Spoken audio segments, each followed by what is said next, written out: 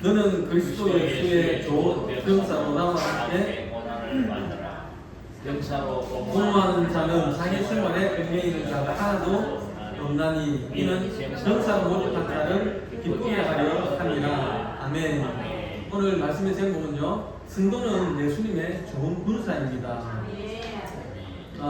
우리가 신앙 고백을 하고 예수님의 그 십자가 사건이 내 죄로 인한 대속의 은혜라는 것을 알 때에 우리는 죄에서 구원을 받고 하나님의 백성이 됩니다. 우리가 하나님의 백성이 되었다는 말을 다른 말로 하면은 하나님의 좋은 군사가 되었다는 말입니다. 군사는 무엇을 하는 사람들입니까? 평소에는 훈련을 하고 전시에는 전쟁터에서 적군과 싸우는 일을 합니다. 오늘 본 말씀은 예수님의 군사가 된 그 성도들은 필연적으로 악한 영들과 영적 싸움을 싸워야 하는데 우리는 어떤 자세로 그 영적 전투에 임해야 하는지 오늘 본문을 통해서 말씀을 함께 나누려고 합니다. 첫째, 예수님의 좋은 군사는 어떤 고난이 와도 전우회로서 모든 것을 극복해냅니다. 군대도 아닌데 무슨 전우회냐 이렇게 말씀을 하실 수도 있는데요. 군대도 그렇고 교회도 그렇고 혼자서 싸울 수가 없습니다. 언뜻 보기에는 내 혼자 신앙이 좋으면 내 혼자 뭐든지 할 수 있을 것 같은데 사실은 그렇지가 않습니다. 그래서 오늘 본문 3절에서도 너는 그리스도 예수의 좋은 병사로 나와 함께 고난을 받으라 라고 말씀을 하고 있는 것입니다. 사도 바울이 본인이 지금 이 디모데후서를 쓸 당시에 그 상황을 보면 그야말로 영적 전투에 임한 그런 삶이었습니다. 그는 평생에 선한 싸움을 잘 싸우고 이제는 마지막으로 자기 목숨까지 간제와 같이 부음이 되어서 순교의 제물로 바칠 각오가 된 가운데 지금 투옥되어 있는 그런 상황입니다. 그리고 사도 바울은 자신을 그리스도의 좋은 군사로 생각을 하고 있기 때문에 이런 고난 정도는 이런 거는 당연히 겪어야 할 줄로 알고 있습니다. 하지만 말이 좋아서 고난이지 아무리 신앙이 좋고 간이 큰 사람이라도 시시각각 다가오는 그 죽음의 공포를 쉽게 이겨낼 수 있는 것은 아닙니다. 바로 그런 까닭에 군사는 전우가 필요한 것입니다. 스스로의 목숨을 자기 목숨처럼 아껴주는 전우애와 죽어도 같이 죽고 살아도 같이 사는 전우의 의리가 그 어떤 죽음의 위협 앞에서도 서로에게 용기를 줄 수 있기 때문에 그렇습니다. 사도 바울도 마찬가지였습니다. 그 역시도 사람이죠. 무슨 강철 같은 심장을 가진 사람도 아니었고 또 불사조와 같은 초인도 아니었습니다. 고린도전서 2장 3절에 보면 사도 바울이 그렇게 고백을 하죠.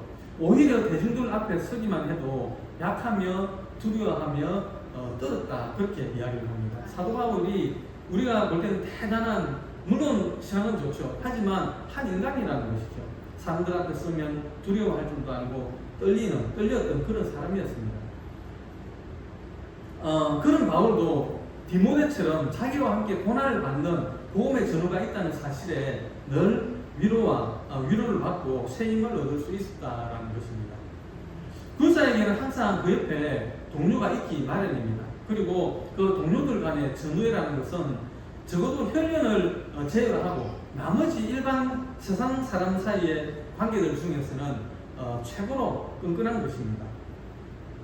학연도 아니고 지연도 아니고 친구도 아닌데 어떻게 이렇게 가까운 사이가 될 수 있을까요? 그것은 자기를 죽이려고 하는 그 적군을 같이 맞이하고 있기 때문에 그렇습니다. 가끔 전쟁 영화를 보면 그 옆 동료가 적의 총탄에 맞아가지고 쓰러졌을 때에 그 옆에 있던 동료가 눈이 뒤집혀가지고 총을 들고 그 총알이 빗발치는 그 적진 속으로 뛰어들어가는 그런 모습을 보신 적이 있을 것입니다.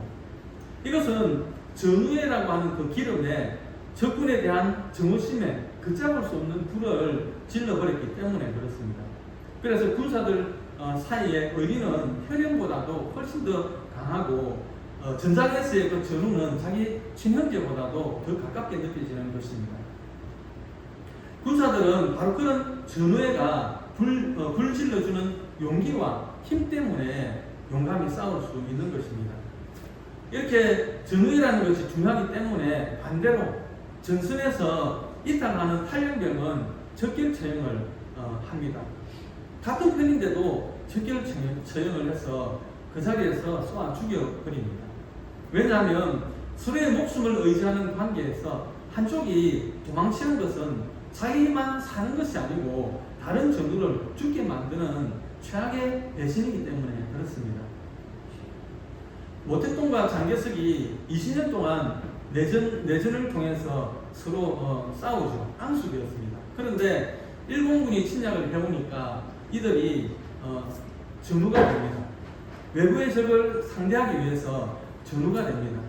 우리가 함께 그리스도의 군사가 된 자들이라면 사적인 감정은 잊어버리고 영적 전우회를 뜨겁게 발휘하고 의리 있게 서로를 위해 중보하며 서로를 지켜 줄 알아야 합니다.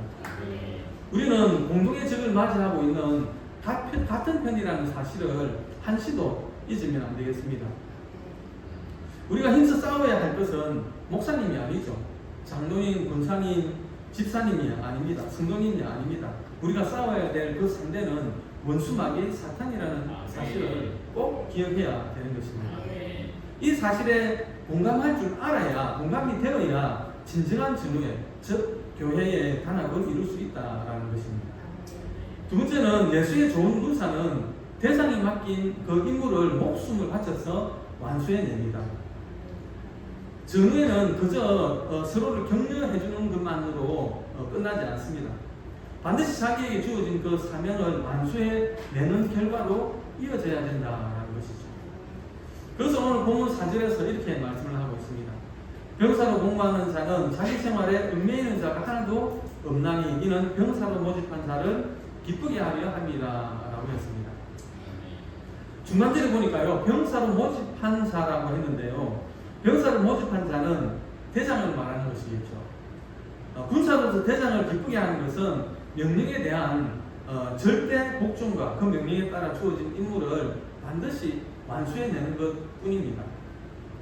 이것 또한 일반 군인들이나 그리스도의 군사나 다 같이 지켜야 되는 최고의 전투 수칙인 것입니다.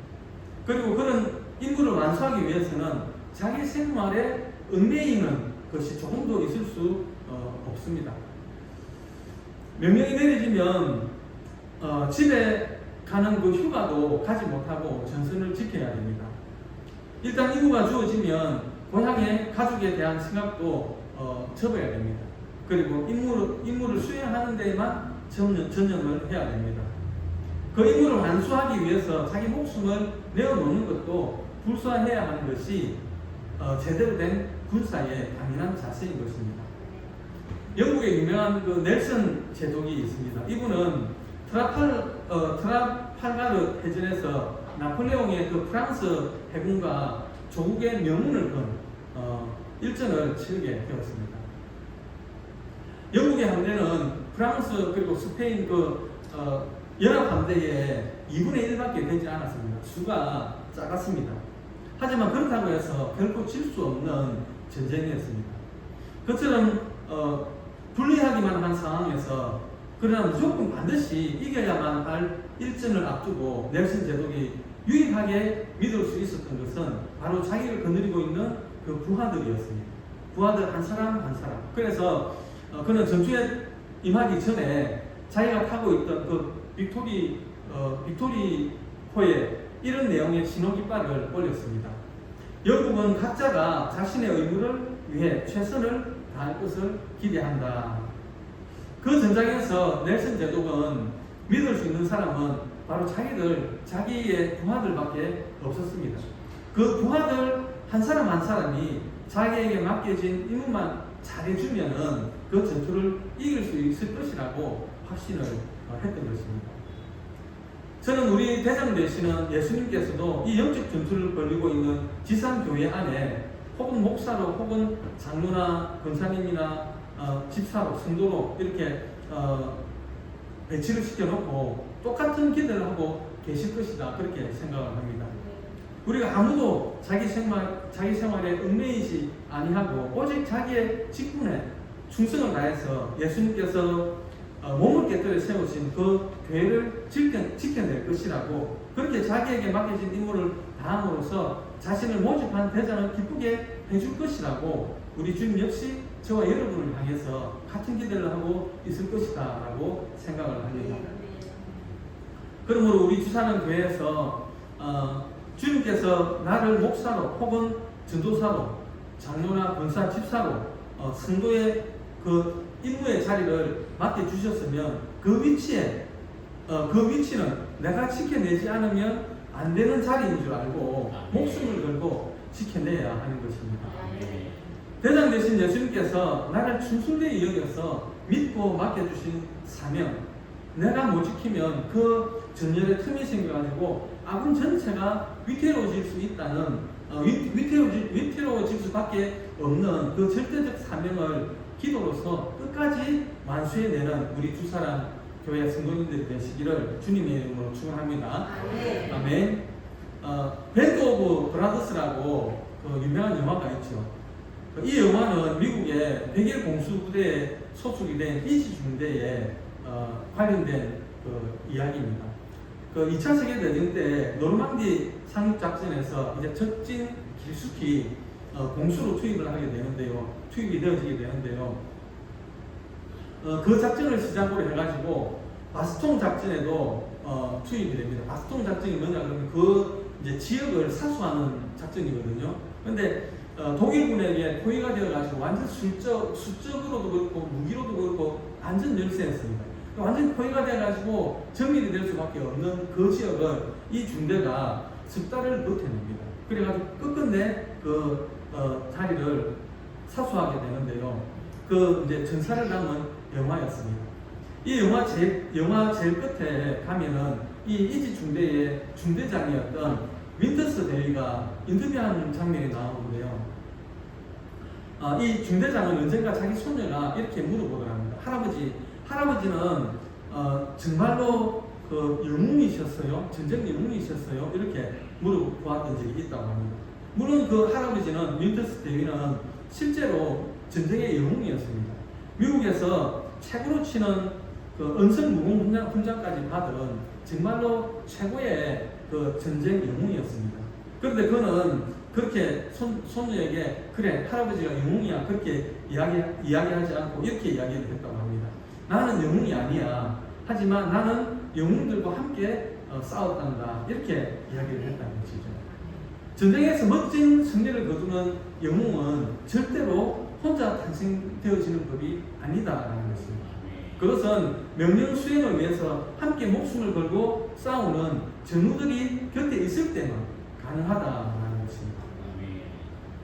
우리 예수의 군사들도 마찬가지입니다. 같이 이기고 같이 사는 군사가 되기 위해서는 대장께서 내리신 명령을 자기 목숨을 걸고 지키면서 함께 싸워 나가야 된다라는 것이죠. 적군의 세력이 더 커지고 원수의 위협이 더 강력해질수록 앞서간 그 신앙의 선배들처럼 끝까지 같은 편으로서의 전우회와 의리를 지키고 자기에게 주어진 사명을 순교의 각오로 사수함으로써 최후의 승리를 거두는 우리 주산교회 성도님들이 되시기를